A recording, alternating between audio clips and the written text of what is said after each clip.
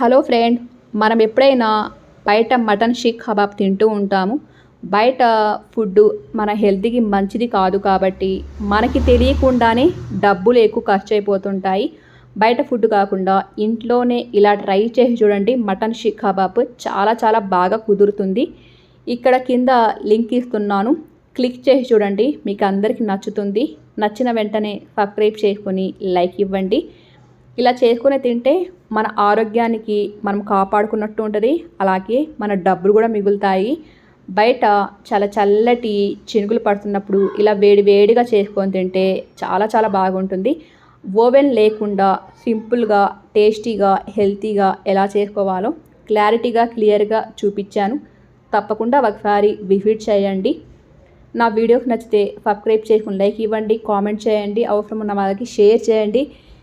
మళ్ళీ చెప్తున్నాను, ఇక్కడ లింక్ ఇస్తున్నాను.